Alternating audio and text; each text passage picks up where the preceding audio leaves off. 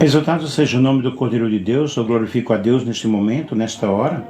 Estamos aqui, vamos iniciar a nossa live, porque à noite eu não irei fazer. E estou da cidade de Foz do Iguaçu, do Paraná, estou aqui, ok? E vamos falar sobre a missão do profeta. E nós temos um ministério online, que é o Ministério Profético Resgatando os Feridos. Sempre temos feito muitas lives de orações às 4 da manhã.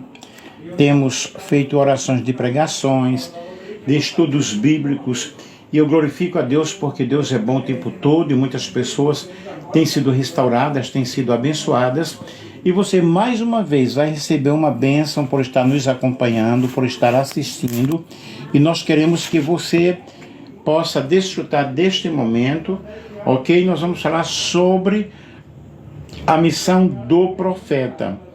O ministério profético, ele é uma área muito específica dentro do ministério cristão, né? Dentro do contexto cristão. E o ministério profético, ele está voltado ao dom de profecia, à pregação da palavra de Deus, à exortação, à consolação. E nós louvamos porque Deus, louvamos a Deus porque Ele é bom o tempo todo, e Ele tem chamado pessoas com um ministério específico. Eu tenho este chamado de Deus desde os meus 12 anos de idade. E desde os meus 12 anos de idade, que Deus ele tem me mostrado muitas coisas. Tenho dedicado-me cada momento, cada dia. Tenho preocupado-me, porque é um ministério muito difícil. E nós precisamos de ter essa habilidade de ouvirmos a voz de Deus, a voz do Espírito Santo. Deus nos fala de várias formas, nos fala de várias maneiras. Muito obrigado a todos vocês que estão assistindo aí, podem compartilhar com outros, para transmitir a sua mensagem ao seu povo. Qual é a origem do ministério profético? Tem sua origem desde os tempos antigos, desde o Antigo Testamento. Nós podemos perceber na Bíblia, os profetas que eram considerados mensageiros de Deus, eram chamados de videntes, nabi, vidente, aquele que via, aquele que transmitia ao povo a palavra de Deus. Eram responsáveis por transmitir as palavras e os propósitos de Deus ao povo de Israel. E ao longo dos séculos vai havendo uma evolução e uma adaptação. Mas a essência, na verdade, do ministério profético é comunicar Deus, é a comunicação de Deus para com o seu povo, para com as pessoas. E Deus revela-se de várias maneiras, de várias formas. Qual é a diferença entre o ministério de profeta e o dom de profecia? O dom de profecia é um dom do Espírito Santo. Todavia, o ofício de profeta é um dom dado ao corpo de Cristo. Um dom dado ao corpo de Cristo pelo Espírito Santo. E nós vemos isso em Deuteronômio, capítulo 18, versículo 15, versículo 18. Vamos ler aqui. Deuteronômio, que está no Velho Testamento, no capítulo 15. Deuteronômio, capítulo 15, versículo... Ou seja, Deuteronômio, capítulo 18, ali o contrário, versículo 15, diz o seguinte: o Senhor teu Deus te despertará um profeta do meio de ti, de teus irmãos, como eu, a ele ouvireis. O versículo 18: eu lhe suscitarei um profeta do meio dos teus irmãos como tu. Porei as minhas palavras na sua boca, e ele lhes falará tudo o que eu lhe ordenar. Observem aqui que o profeta, ele fala aquilo que Deus ordena. Aí tem pessoas que não aceitam e até criticam os profetas, aqueles que são usados pelo dom de profecia, porque eles querem ouvir aquilo da mente deles, o desejo do coração deles. Eles não querem ouvir uma palavra de correção. E dizem, eu não quero ouvir, eu não quero aceitar, porque só fala aquilo que eu não gosto. O profeta Jeremias, ele disse que o ministério do profeta é para arrancar, destruir, para edificar. Arrancar o quê? Arrancar aquilo que não presta, aquilo que não serve. Nós precisamos exaltar o poder de Deus, magnificar o poder de Deus pelos profetas que têm coragem de falar a palavra do Senhor. E o que é um dom profético? O verdadeiro dom de profecia está em operação quando alguém ouve e transmite a mensagem de Deus para qualquer pessoa, para um grupo, para a igreja, em diversas situações, em diversas ocasiões. E às vezes uma profecia é muito geral, e às vezes é algo específico, às vezes é para toda a congregação, às vezes é para toda a igreja, mas às vezes ela é dirigida para uma pessoa específica. E a Bíblia diz em Efésios capítulo 4, versículo 11, versículo 12, ele deu uns para profetas, querendo o aperfeiçoamento dos santos, para a obra do ministério, para a edificação do corpo de Cristo. Não são todos que são profetas.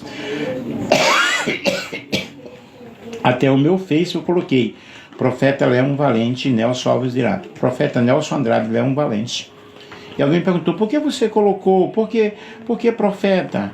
Porque eu sou uma pessoa que Deus me usa bastante, graças a Deus, pela grande misericórdia dele, e aquilo que o Senhor tem colocado na minha boca não tem sido invenção da minha mente e tem se cumprido. Ele deu uns para profetas, mas primeiro devemos fazer uma distinção. Pois quando falamos de ministério profético, descobrimos que as pessoas são bastante influenciadas por um pensamento associado ao que é chamado de profecia.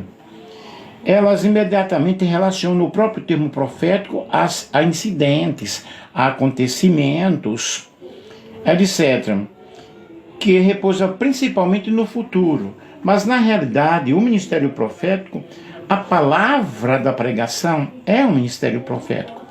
Existem pessoas que pregam profetizando, né? Quais são as características de um ministério assim, né? O ministério profético ele possui várias características, vários adjetivos. Em primeiro lugar, os profetas são chamados por Deus e eles são capacitados pelo Espírito Santo. É o Espírito Santo que fala através da vida deles, de forma clara, de forma objetiva, de forma precisa. E são responsáveis por transmitir a mensagem de Deus. O ministério profético está envolvido com uma autoridade espiritual muito forte. E o Senhor Jesus, ele disse que eu vos dei autoridade para pisardes em serpentes, em escorpiões e sobre toda a força do mal, e nada vos causará dano. Essa autoridade, ela é uma autoridade espiritual. E além disso, o ministério profético, ele está marcado por pessoas que são reconhecidas como líderes espirituais, pessoas que exercem uma influência muito forte, muito grande, e desempenham um papel crucial na vida da igreja, de muita importância na vida da igreja, para o envolvimento, para o crescimento espiritual dos crentes. Pois através do ministério profético são transmitidas palavras de conhecimento, palavras de revelação, de ensinamentos, e as pessoas elas tendem a ter um crescimento espiritual. Por isso é muito importante, porque os profetas eles são canais, são vasos de Deus, são instrumentos de Deus para admoestar, para exortar, para consolar. A consolação da igreja, né? E a igreja somos nós, você é a igreja do Senhor.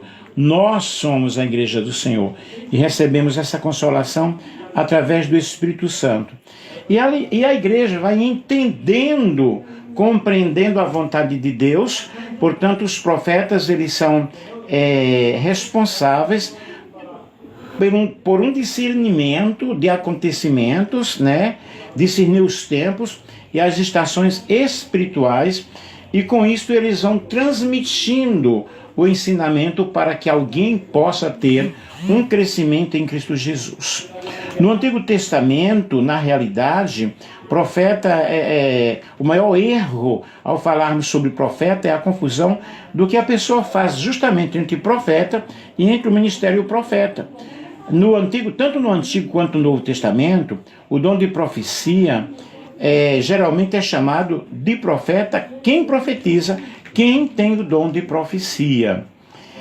Ter o dom de profecia não faz de alguém um profeta no caso de ministério. É necessário o exercício constante desse dom de profecia. Você vai estudando a palavra de Deus, vai tendo conhecimento da palavra de Deus, vai sendo usado pelo Senhor cada dia. A mensagem dada por um profeta tem a ver com a revelação do futuro. Aí já entra sobre revelação, o dom de revelação. E esse dom de revelação, ele tem a sua ramificação através dos sonhos. Há muitos sonhos que são sonhos proféticos. É claro que não são todos os sonhos que são proféticos. Porém, quando aquele sonho ele é uma profecia, ele cumpre-se. Muitos profetas também foram chamados e são usados o dom da fé para curar, para exercer a autoridade da cura sobre a vida de alguém.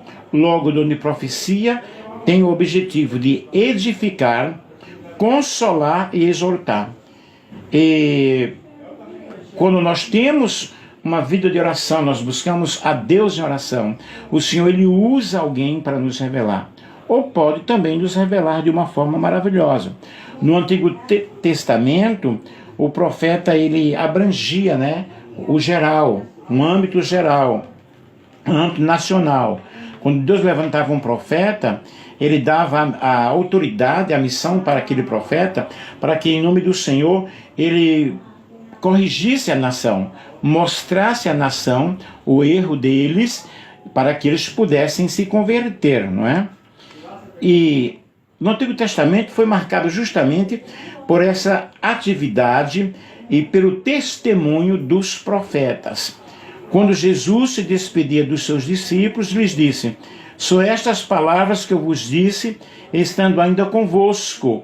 Convinha que se cumprisse tudo o que de mim está escrito na lei de Moisés, nos profetas e nos salmos." Lucas capítulo 24 e o versículo 44.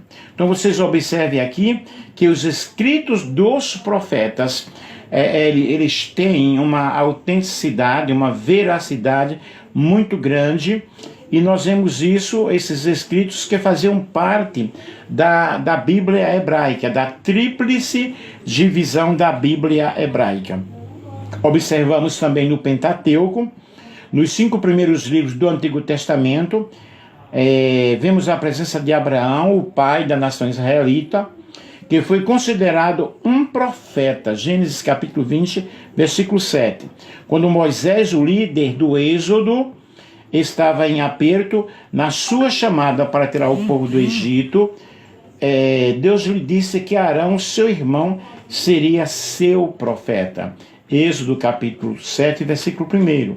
E em Números, nós vemos Deus aí dizendo como usaria o profeta em visão de sonhos. Eu tenho muitas revelações através de sonhos. Isto desde os meus 12 anos de idade.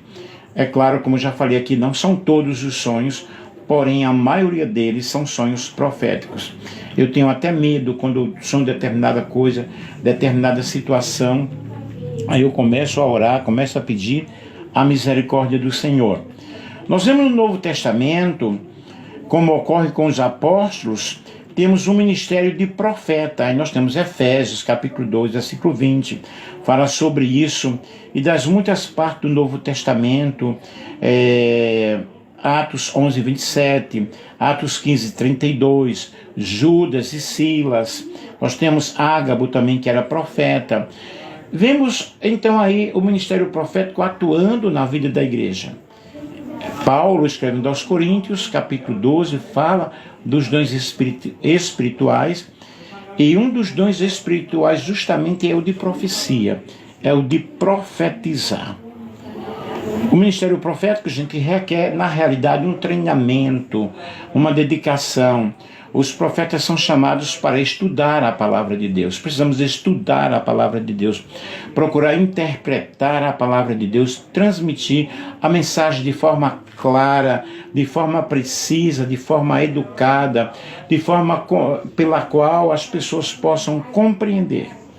E é claro que, como qualquer ministério ou como qualquer profissão, que aqui no caso não é uma profissão, é um ministério, nós podemos observar que Deus, ele faz algo grande, Deus ele faz algo lindo, e é um desafio muito grande no contexto atual. Nós temos esse ministério atuando na vida das pessoas, e as pessoas elas vão pregando, vão ensinando com a autoridade do Senhor, numa autoridade espiritual. Os profetas precisam dessa autoridade, precisam dessa sabedoria. E um outro desafio super importante, super forte, é o discernimento entre a voz de Deus e a voz do mundo. Nós precisamos ver o que Deus está falando, precisamos ver o que Deus está fazendo. Portanto, é necessário que você tenha muito cuidado ao ouvir as profecias, né? A ouvir as revelações. E na igreja contemporânea, esse ministério tem se desempenhado. Nós temos grandes profetas, grandes pessoas que são usadas em revelações. Mas nós temos outras que inventam revelações. E você deve ter cuidado. Você nunca deve estar pagando alguém para profetizar para você. Isso é complicado. Aqui nas minhas lives vocês nunca ouviram, nunca ouvirão, né? Eu pedindo, o Pix tal e não sei o que, para fazer essa campanha. Gente, é a mercadologia da fé que muitas pessoas estão fazendo por aí, mas deixa cada um no seu quadrado, como diz a história, e cada um vai receber no tempo oportuno a recompensa ou as consequências daquilo que eles estão fazendo, porque bênção não se vende. É claro, se alguém quiser me abençoar, eu vou aceitar de todo o coração, porém jamais eu vou dizer na live, olha, ou em qualquer outro momento, eu faço uma campanha para você, se você me pagar tanto, eu te passo o número do Pix. Gente, mas o povo contribui, né? Porque eles querem a bênção, pensam que a bênção é comprada, e com Deus não se faz barganha, pessoal. Deus nos abençoa porque Ele é bom, porque Ele é maravilhoso, porque Ele é especial. Nós precisamos de um relacionamento muito grande com o Senhor. E o ministério profético é marcado por frutos, né? Pelos seus frutos de cada um. Pelo fruto você vai conhecer a árvore, você vai saber aquilo que ele está produzindo. As palavras proféticas são como flechas que atingem o coração das pessoas. Eu acabei de fazer uma visita agora há pouco, na qual Deus me usou em profecia. E a pessoa dizendo sim, dizendo ok, é verdade e tal. E a palavra profética, ela traz um despertamento, ela traz esperança, traz fé, traz mudança. Nós precisamos de mudança. E o ministério profético ele tem um futuro promissor. Por quê? À medida que você vai ouvindo a palavra de Deus, à medida que você vai aprendendo, você vai tendo intimidade com o Senhor, e Deus continua falando, Deus continua revelando, à medida que o mundo se torna cada vez mais complexo e cheio de desafios, a igreja precisa de um direcionamento verdadeiro. Por que eu falo em direcionamento verdadeiro? Porque existem muitos falsos profetas por aí.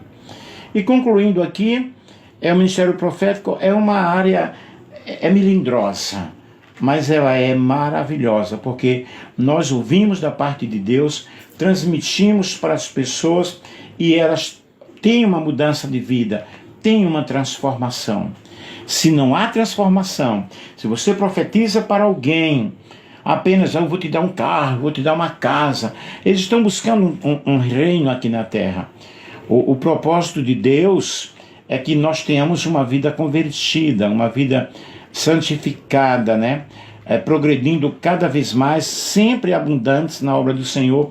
E a Bíblia diz, portanto, meus amados irmãos, sede firmes e constantes no Senhor, sabendo que o vosso trabalho no Senhor não é vão e que a vossa obra tem uma recompensa.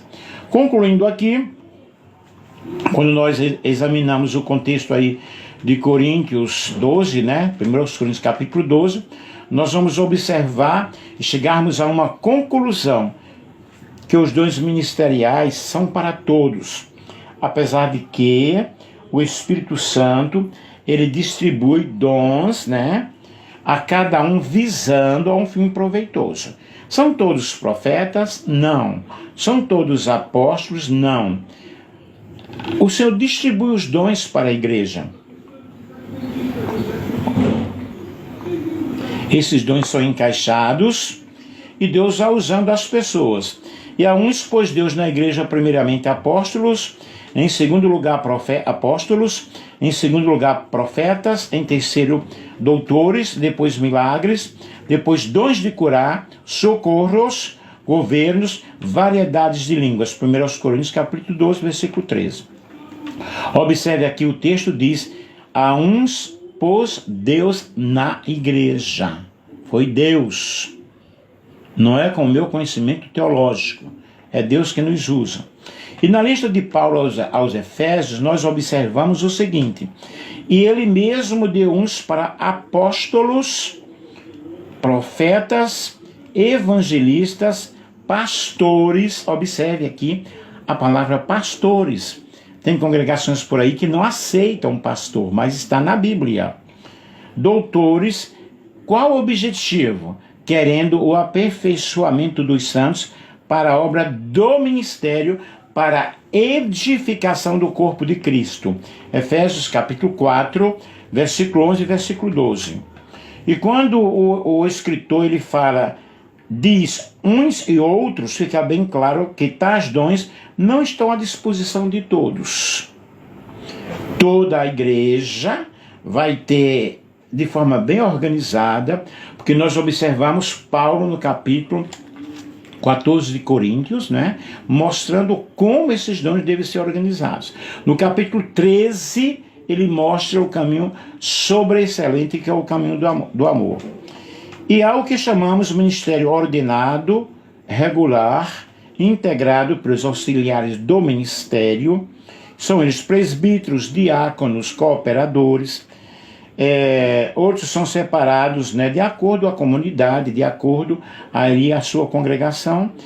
E qual é o meu desejo nesta tarde?